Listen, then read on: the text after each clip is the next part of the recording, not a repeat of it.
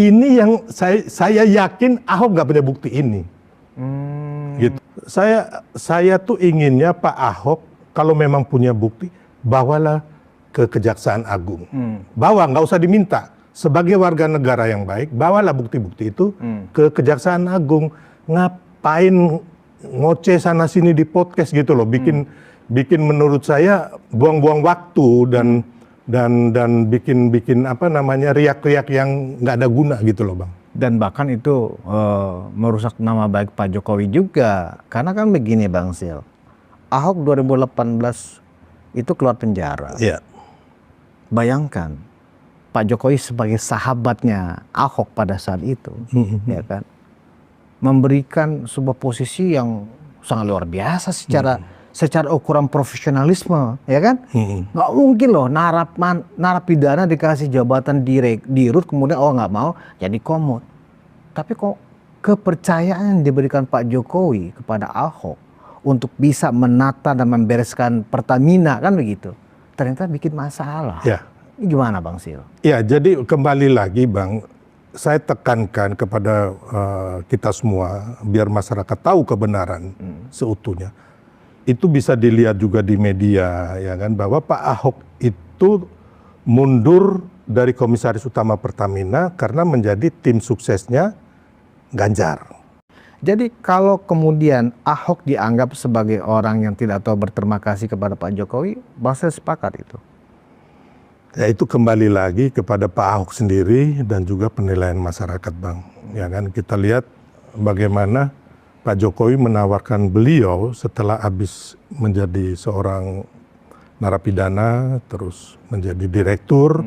Beliau sendiri menolak, akhirnya beliau menerima sebagai Komisaris Utama Pertamina dengan gaji yang besar loh Bang. Tantiemnya lagi juga besar belum. Iya, puluhan miliar ya. Jadi saya pikir harusnya Pak Ahok bersyukur lah. Ya kan? Jadi kalau tanpa Pak Jokowi, dia nggak gubernur, bukan anggota DPR. Ya kalau saya lihat sih dia bukan siapa-siapa Bang.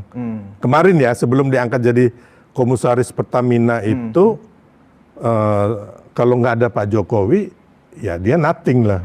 Ya bahkan itu pecah rekor juga Bang Sil. Satu-satunya mantan narapidana ya yang langsung diangkat jadi pejabat tinggi di sebuah perseroan terbatas milik negara yang paling elitis, paling besar ya. Iya. Dan ini sebenarnya Bang, saya juga harus jujur mengatakan Pak Ahok itu bagus. Ya, kita harus nggak melihat dari sisi buruk atau baiknya saja gitu. Sisi buruknya saja. Pak Ahok juga bagus gitu loh.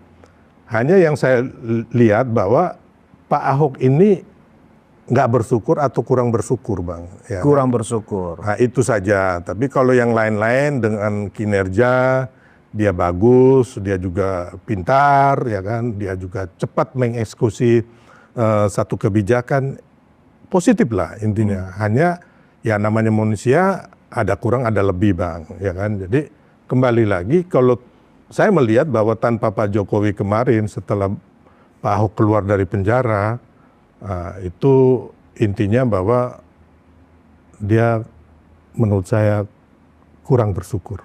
Kurang bersyukur. Iya. Itu bahasa lain tidak tahu berterima kasih. Entah berterima kasih kepada Tuhan lah setidaknya. Iya. Bang Sil, jadi apakah Ahok ini bisa menjadi saksi kunci dalam kasus Pertamina? Karena kan kalau saya dipanggil saya akan bongkar semua, bahkan saya yakin semuanya akan dipenjarakan itu kalau saya bongkar. Oh enggak. Nggak yakin Bang Sil? Saya nggak yakin. Karena kenapa? Saya meyakini bahwa Pak Ahok untuk kasus Patraniaga ya Bang, dia nggak punya bukti apapun. Oh. Tapi kalau untuk mau bersih-bersih di Pertamina Holding dan mungkin anak perusahaan yang lain, mungkin Pak Ahok punya bukti dari apa dia bilang rapat, ya kan? Kan harusnya gini Bang, apa ya? Kalau saya yakin Bang kayak saya di Komisaris Utama Pertamina ya atau siapapun, pasti kan di rumah kita ini kan kita tahu Bang, di rumah kita ini kan ada dapur, ruang tamu, ada ruang makan, ya kan. Masa kita nggak tahu ada kucing di dapur kita, ya kan. Kalau memang Tapi memang nggak semua orang, ya kan. Mungkin orang pintar, Bang, tapi mempunyai indera keenam, kepekaan bahwa mengetahui itu jarang-jarang juga, Bang, gitu loh. Jadi yang saya lihat sih, tapi kalau Pak Ahok pun, ini kan asumsi saya ya, bisa saja Pak Ahok punya bukti, ya kan. Harusnya kita jangan melihat dia sebagai komisaris utama Pertamina, tapi sebagai warga negara yang baik, ya kan. Apalagi beliau ini sangat gembar-gembornya mendukung pemberantasan korupsi, harusnya dia bawa bukti itu tanpa diminta ke Kejaksaan Agung atau ke KPK, Bang. Itu. Nah, ini kasus Pertamina ini kan kalau sehari aja, 1 tahun aja itu hampir 200 triliun, Bang Sil. Kalau itu hampir 4 tahun, hampir 1000 triliun. Dan itu terjadi di era pemerintahan Pak Jokowi. Ya kan? Nah, sekarang kan itu bola ada di tangan Pak Prabowo. Pertanyaan publik sekarang, benar nggak ini sampai tuntas? Benar nggak ini sampai ke dalangnya atau aktor intelektualnya? Kan nggak mungkin mereka makan hanya 7 orang itu, uang korupsi. Makanya kan kita melihat di sini, Bang. Kita lihat bahwa di era Pak Prabowo ini benar-benar Pak Prabowo itu mau jihad melawan korupsi. Yang kita lihat, Bang, kasus Pertamina ini kan ketika paginya diresmikan Danantara, malamnya Kejaksaan Agung membongkar kasus korupsi di Patraniaga ini. Ya kan? Karena Pak Prabowo sendiri waktu ingat nggak kasusnya Harvey Muiz mengenai timah itu, Bang. Waktu di persidangan kan kalau nggak salah hanya dijatuhin vonis 6,5 tahun awalnya. Ya, terus sebagai waktu itu Pak Prabowo minta agar Kejaksaan Agung kalau nggak salah naik banding lah, ya kan. Memang beliau punya kewenangan itu sebagai atasan dari Kejaksaan Agung kan, dan akhirnya terbukti sekarang Harvey Muiz itu dijatuhi 20 tahun lebih ya kalau nggak salah, Bang. Jadi ini memang mulai dibongkar, Bang, di erahan pemerintahan Pak Prabowo gitu loh. Jadi kembali lagi sebenarnya kasus korupsi ini, kalau kita mau menyalahkan Pak Jokowi, Bang, di sini kan Pak Jokowi mengurus berapa puluh kementerian, Bang.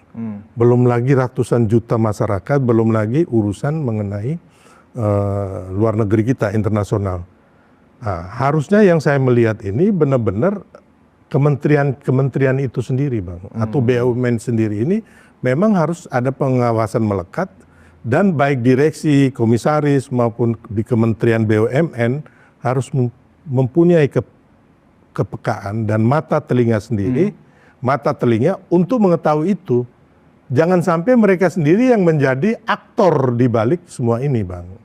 Jadi kembali lagi, saya bilang tadi, Bang, ini adalah kita melihat bahwa Pak Prabowo dengan membentuk Danantara ini, termasuk Pertamina menjadi salah satu perusahaan yang ada di dalamnya, makanya dia adakan bersih-bersih karena kan ini Danantara ini kan menghimpun, Bang, ya kan, kayak semacam invest management lah untuk membiayai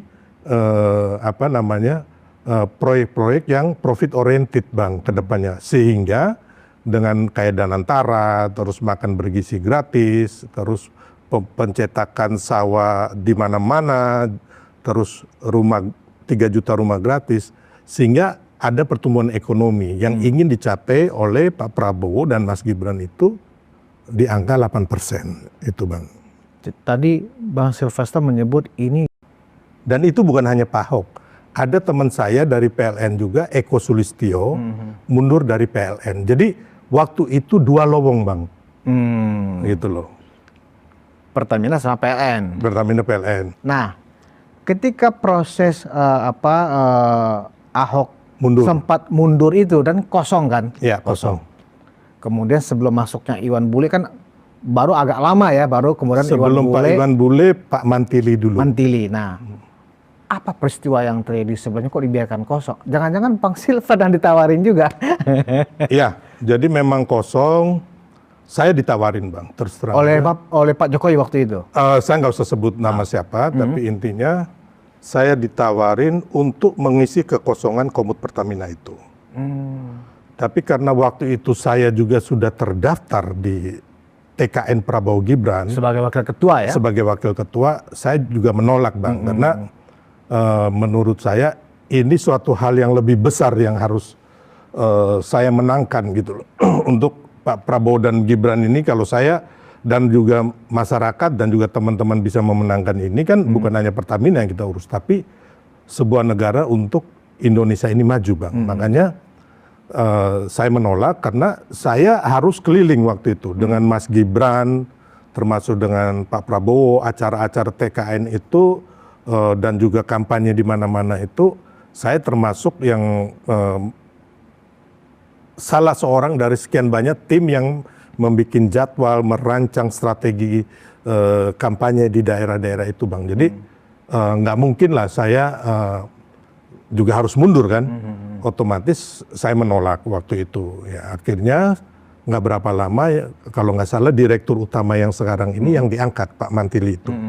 Jadi komisaris Pertamina. Terus nggak lama beliau akhirnya menjadi direktur baru Pak Iwan Bule yang menjadi komisaris utama. Gitu. Pada saat Bang Silvester ditawari untuk menggantikan Ahok saat itu sebagai komisaris utama, apakah Bang Sil juga sebenarnya karena wah terlalu berat saya sebagai karena banyak masalah Pertamina, atau benar karena alasan kesibukan TKN itu? Satu, kesibukan TKN, terus yang kedua saya juga punya kantor hukum dan juga saya punya beberapa bisnis yang memang saya pasti akan mundur dari semua itu Bang. Dan menurut saya apa yang selama ini saya jalanin sudah baik gitu loh. Jadi saya lebih memprioritaskan pekerjaan saya, profesi saya, usaha saya sendiri, dan juga kedudukan saya sebagai wakil ketua tim kampanye nasional itu Bang. Itu yang lebih saya beratin daripada komisaris utama Pertamina. Dan Abang harus tahu bahwa komisaris utama Pertamina itu dia harus setiap hari ngantor Bang. Sebenarnya Ahok juga bilang dia nggak tiap hari ngantor, dia tiap hari ngantor dan dia juga sign Bang. Ada mungkin kontrak ataupun kontrak-kontrak besar selain direktur utama itu Komun juga tanda tangan. Biasanya begitu Bang. Kecuali komisaris independen ya,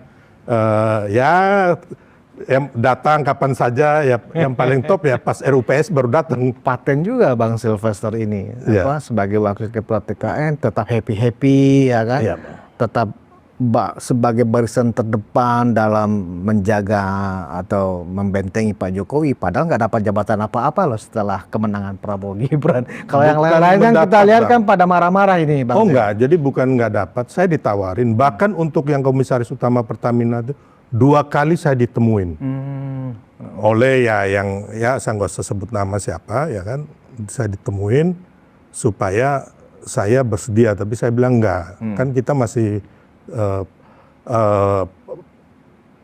pemenangan lah di ujung, udah di ujung itu Bang, di ujung pemenangan lowong tuh. Ahok kan mundur Bang, jadi lowong ya saya ditawarin, tapi kita kan udah mendekati final kampanye gitu loh. Padahal yang di bawah-bawah Bang Silvester yang bukan wakil ketua sudah jadi pejabat, sudah jadi komisaris loh Bang Sil. Ya itu takdirnya mereka Bang. Ya, saya sih mendukung aja, kawan-kawan baik, bagus, mau bekerja untuk rakyat, saya sangat mendukung gitu. Ya. Oke, kita kembali ke persoalan Pertamina tadi Bang Sil. Ya, seperti apa komentar kalian pemirsa, tulis di kolom komentar. Dan sekali lagi pemirsa, jangan lupa tekan tombol subscribe-nya ya, biar kalian juga tidak ketinggalan informasi-informasi terbaru dari channel ini. Subscribe lah. Silahkan tanggapan kalian di kolom komentar terkait dengan statement dari Silvester Matudina menyikapi kasus yang terjadi di Republik kita hari ini, yaitu terkait dengan kasus korupsi pemirsa yang sudah mulai terungkap oleh Pak Prabowo dan oleh beberapa kabinetnya. Ini kan sangat luar biasa sekali gebrakan dari beberapa bulan Pak Prabowo menjabat, katakanlah sudah banyak korupsi yang ditangkap pemirsa. Dan pemirsa, salam demokrasi dan salam NKRI, dan saya akhiri.